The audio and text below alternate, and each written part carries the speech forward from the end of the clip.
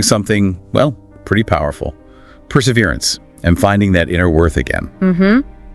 And we're drawing this from a single narrative found in newtextdocument.txt. It's the story of Arjun. Right, Arjun. He's in this forgotten desert town.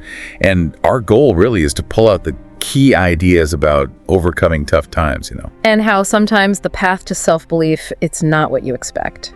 Exactly. So let's start with Arjun's situation. He wasn't always struggling, was he? No, not at all. The text says he was a promising scholar once, but then, well, things fell apart, lost his job, family. Yeah, and ended up back in his dusty hometown, seen as a failure. But what's interesting, even doing odd jobs, scraping by, the story mentions he kept his dignity. There's a core there that wasn't broken. That's crucial, that inner foundation. Yeah. Then comes this moment, under the peepal tree. The ant. Ah, yes, the ant. It sounds small, but it's pivotal. He just watches it, right? This tiny creature trying to carry a huge grain. Exactly, and it keeps struggling, falling, trying again, over and over. And seeing that, it does something to him. I think so.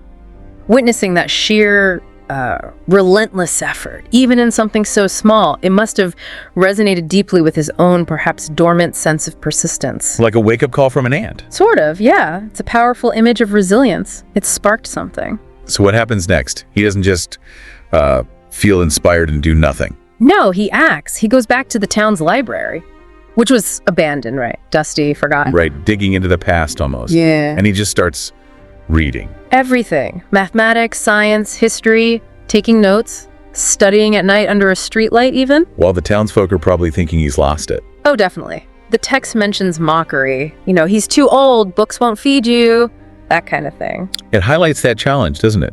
Pursuing something for its own sake when everyone else is focused on just getting by. Precisely. But his focus shifted inwards. Intrinsic motivation took over. Okay, so he's studying away in obscurity, and then fate steps in. A traveler arrives. Well, yeah, it seems like fate. A professor from a university far away. Looking for someone specific. Looking for a Sanskrit translator, of all things. And who do the townspeople point him to? Let me guess. Arjun. The madman with the books. You got it. And the professor, he tests Arjun. And he's just astonished. Astonished by his skill. All that solitary study paid off. It really did. It shows how sometimes the work you do quietly without reward can suddenly become incredibly valuable opportunity meeting preparation. So this changes everything for Arjun. He leaves the town. The professor invites him to the city. And there, his knowledge is actually celebrated. It's a completely different environment. He finds his place. Absolutely. Becomes a lecturer, a researcher, publishes papers, mentors students. He completely rebuilds his sense of self-worth because his abilities are finally recognized, nurtured. It's an amazing turnaround.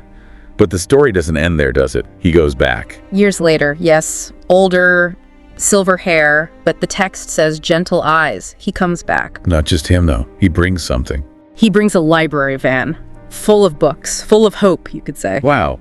And the townspeople, the ones who mocked him. Now they listen intently.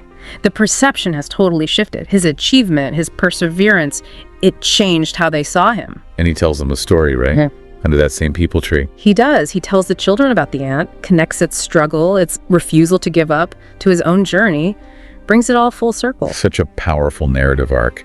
So thinking about takeaways for you listening. Well, one thing is definitely the power of small observations, that ant moment. It shows how tiny triggers can lead to huge personal shifts. Pay attention to those. Yeah, and also, it's never too late, is it? Returning to old passions, learning new things, whatever your age or situation, lifelong learning. Absolutely. And that thread of inner dignity Arjun held on to, that seems key to weathering the hard times. Don't lose that. We also see how society's view can change dramatically based on what one person achieves through sheer grit. And maybe think about how those periods of, being overlooked or isolated, like Arjun's time studying alone, can sometimes be where real potential is forged. It's not always comfortable, but it can be transformative. That's a really interesting point to end on. So maybe reflect on resilience you've witnessed. Mm-hmm. How could that inspire you now? What walls are you facing? And what are the grains you're determined to carry forward? Good questions to ponder. Thanks for joining us for this deep dive.